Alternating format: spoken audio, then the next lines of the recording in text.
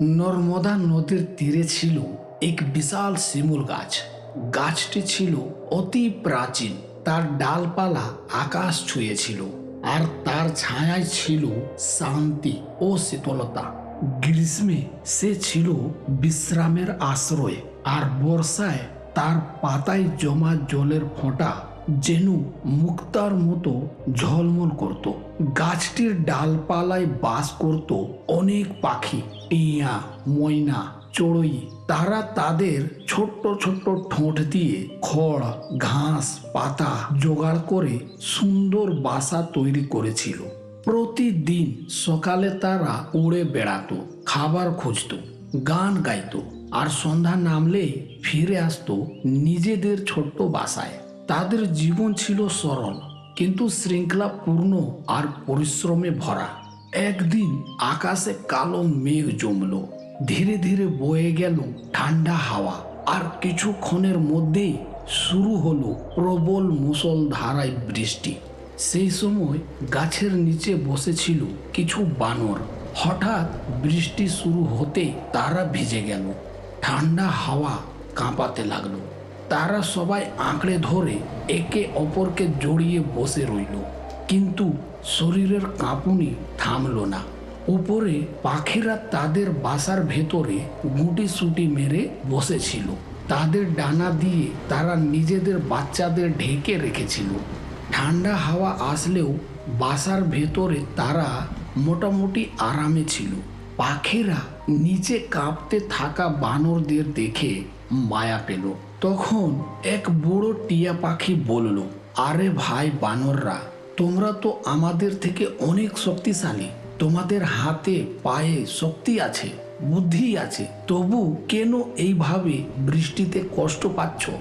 দেখো, আমরা তো কেবল আমাদের ছোট ঠোঁট দিয়ে খড়কুটো জোগাড় করে বাসা বানিয়েছি। তোমরাও যদি একটু পরিশ্রম করতে, তাহলে এই ঠান্ডা বৃষ্টি থেকে বাঁচতে পারতে। তখন একটি চড়ুই বলতে শুরু করলো, আমরা তো ছোট কিন্তু সময় মতো কাজ করি, আর তোমরা দিনভর শুধু লাফাও, খেলো, মজা করো। আজ ভিজে কাঁপছো, এতে আমাদের দোষ কি? পাখিদের কথা শুনে বানরদের মুখ রাগে লাল হয়ে গেল। এক বড় বানর গর্জে উঠল, এই চড়ুই আর টিয়ার দল, আমাদের শেখাতে এসো না। তোমরা ঠোঁট দিয়ে বাসা বানাও, আমরা চাইলে এক লাফে গাছ উপড়ে ফেলতে পারি। আমাদের উপদেশ দিও না। তখন অন্য বানর বলল, বৃষ্টি থামুক, তারপরে দেখাবো কার কত জোর। আমাদের নিয়ে মজা করছো? এখন সহ্য করছি, কিন্তু বেশি বাড়িও না। পাখিরা চুপ করে গেল। তারা বুঝতে পেরেছে মূর্খকে জ্ঞান দেওয়া মানে নিজের বিপদ ডেকে আনা। কিছুক্ষণ পর বৃষ্টি থেমে গেল। আকাশে রোদ ঝলমল করলো। গাছের পাতায় জমা জলের ফোঁটা টুপ টুপ করে পড়ছিল, কিন্তু বানরদের মনে তখনও রাগ ফুটছিল। তারা এক এক করে গাছে উঠলো। হঠাৎ তারা যা করলো তাতে গাছের সব পাখি আতঙ্কে চিৎকার করে উঠলো। বানরগুলো সব বাসা ছিঁড়ে ফেলতে শুরু করলো। তারা টেনে নিয়ে বাসাগুলো নিচে ফেললো। তাতে থাকা ডিমগুলো ফেটে গেল। পাখিদের বাচ্চাগুলো মারা গেল, আর সব তছনছ হয়ে গেল। মুহূর্তের মধ্যেই শিমুল গাছের উপরকার শান্তি নষ্ট হয়ে গেল।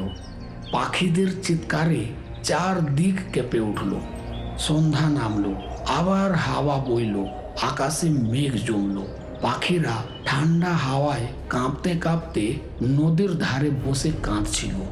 এক বুড়ো ময়না পাখি নিঃশব্দে বলল, আমরা তো শুধু উপকার করতে চেয়েছিলাম, কিন্তু মূর্খ মানুষ বা প্রাণী কখনো উপকারের মূল্য বোঝে না। তারা বরং ক্ষতি করেই শান্তি পায়। আরেক পাখি বলল, আজ বুঝলাম, যার কান বন্ধ তাকে উপদেশ দেওয়া মূর্খতা হয়। কেউ শুনতে না চাইলে নীরব থাকাই ভালো।